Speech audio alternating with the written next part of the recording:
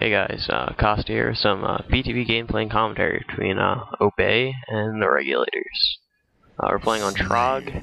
It's a BTB custom map, which you won't see in matchmaking, so many of you won't be familiar with it. This is the Tiebreaker game of a 3-game series. We had one tie, each team had a win, and then we got our first loss ever as a team, so this game's going to be important inside the series.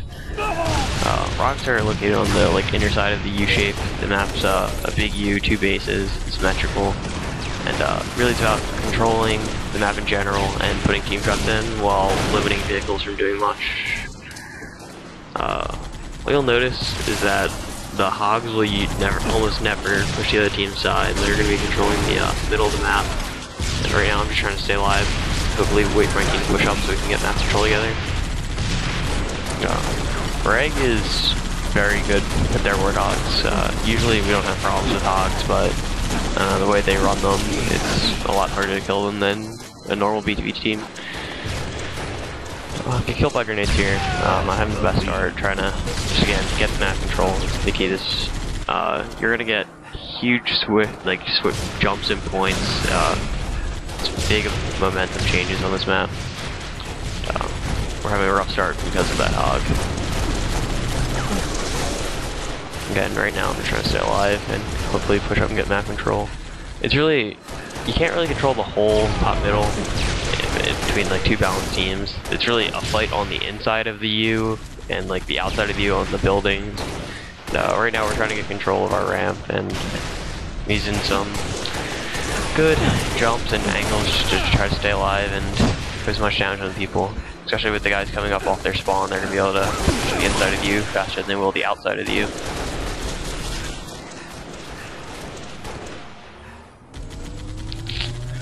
With competitive BTB, it's growing in the US right now. The French have had it around forever, and we really have never been organized in the US, but luckily with BTB.net, we're starting to get a ladder system up, competitive customs.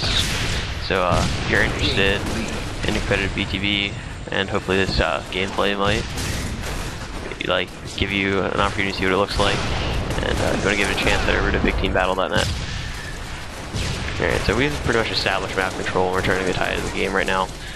Again, the team shots kill hogs in reach. It's not like Halo 3 where a hog up on a map like standoff is going to make the game over because they're impossible to kill. Yeah, team shots are huge. And now I'm working on controlling the inner side of the U with my teammates. There's a lot of bias towards competitive BTB, or I should say against it.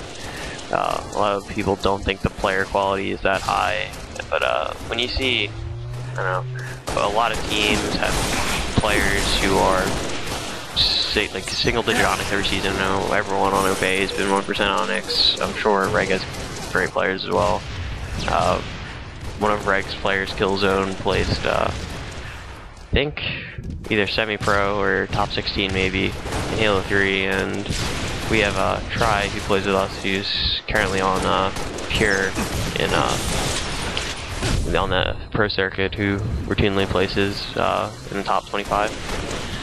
So the player quality is there, it just needs to get out more. It's really, really fun, and as long as Ranked Big Team doesn't exist in playlist, there's always going to be customs going. So if you're ever interested, again, BigTeamBattle.net is the place to go, whether you have a full team of people interested to play with you or not. One of the things you'll notice about this map is how important these rocks are to get a little bit of high ground. It's a fight up to get to the map control, which makes it a little more dominant than on some maps.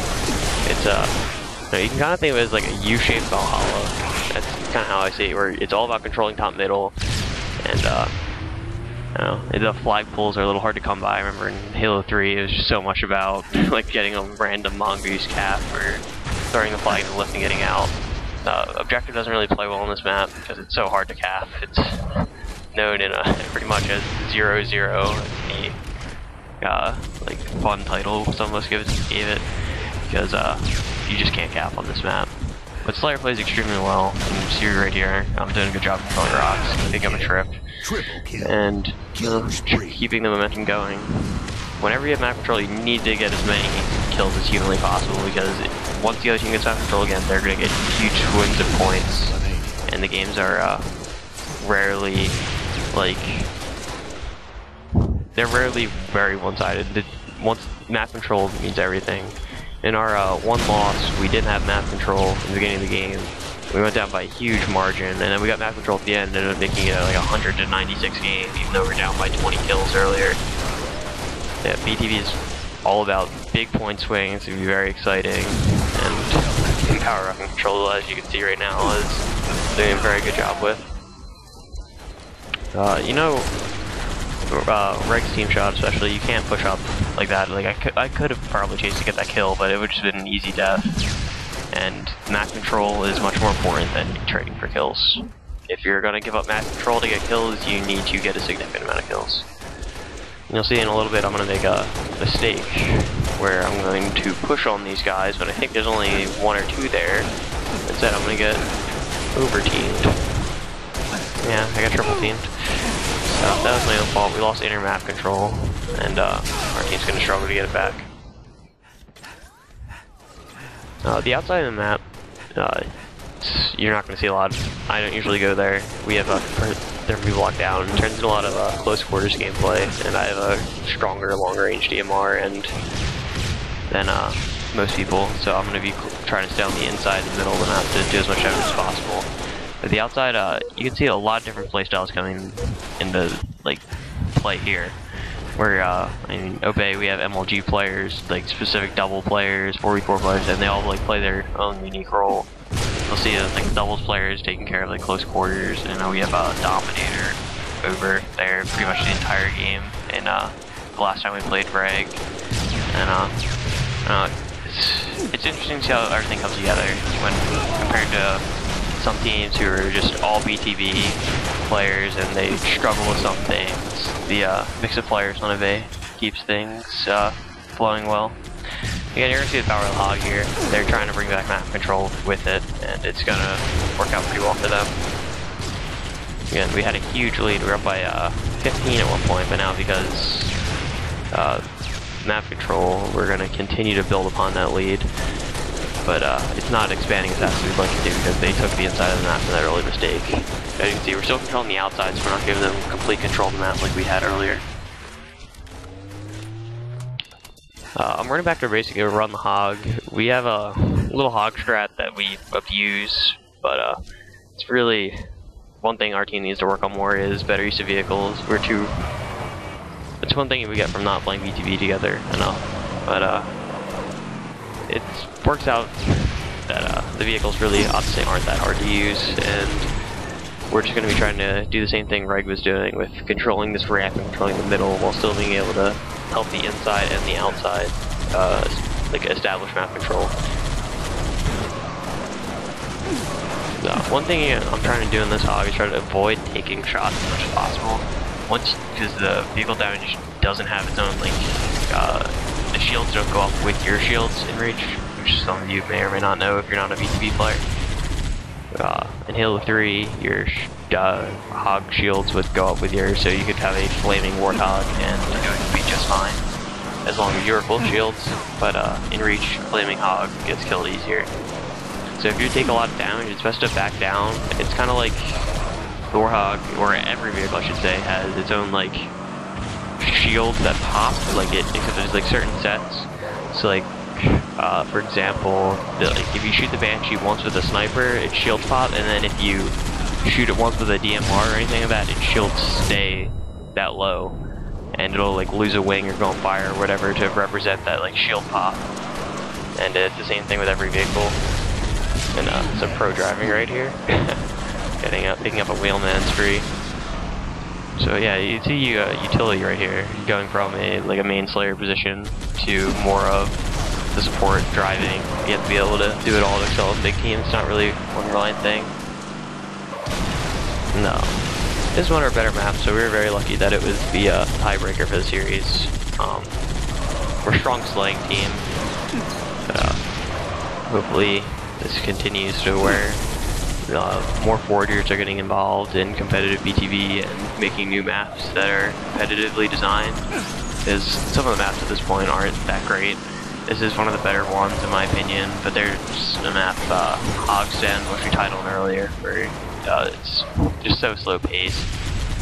There are good maps, but hopefully the forging community will get more involved, especially with the new ladder system at BTV.net. So if you're looking to like break into the community for a big team, a lot of teams are looking for new players, especially even just to run matchmaking with to get used to you or whatever. But just playing big team will get you like recognized. I mean, the guy's guy right now, Trevissimo, didn't play with him he's an MLG player in Halo 3. Like 5-star 50, everything. You see him in a hog right now because he just decided to run MLG alone. We ended up, or not MLG, BTV alone. We played him a few times and realized, you know, these guys know what they're doing. We started playing with them, and then I don't know, built from there, and now they're actually on our roster. So anything can happen as long as you have some amount of talent and are actually looking to improve. Right here, we're gonna lose our hog. We knew, since I was one shot, we knew just to abandon it and try to stay alive. That's gonna cause a lapse in map control. They're gonna take a complete inside, but luckily we still have outside map control. So off the spawn, we're gonna be pushing as a team to the inside, and hopefully all the guys from the outside shoot for the guys trying to block us going up our rocket ramp. And we're doing a pretty good job right now at getting map control back as best we can. Yeah. So right now we almost completely lost map control. Reg's doing a good job of taking back control of the map, and we're just doing anything we can to make that happen as short as possible. Just even putting yourself on these little areas that put more pressure on them. It's all about putting shots in and big deal back down. Especially when you have 8 DMRs, you can look and pretty much shoot at anyone and have a team shot going against every player. It's really, it's different than 4v4 in that sense, where you have to be aware of where more people are, and you can't put yourself in a position where in 4v4, you know that spot's not covered, compared to 8v8 where there is probably 2 people looking at where you're about to push, so think about it first.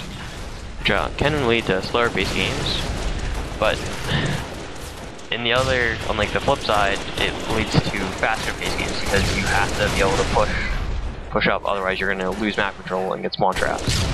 Because, again, like I said, map control is everything in BTV. If you're an arena player, or even just a squad slayer or something like that, player who's looking to, I don't know, expand their horizons, you have to look at more of like finding a unique role. I mean, a lot of players come in as just, they don't really have any idea what they're doing in big team. So even just being a Banshee pilot or anything like that provides like a uniqueness, it can help get your name out there. Remember Game Stager, who no one knew in Halo 3 because he was bad. I was playing with him in the beginning of Reach, outside of a few very bad players, and I shouldn't say very bad, a few players who weren't as organized as us, and just because of his Banshee, he eventually got invites into our parties, and we started playing with him, and we eventually picked him up for Obey. So yeah, you get to see a 175 win versus 2 best big team battle teams probably on the planet. So I hope you enjoyed it.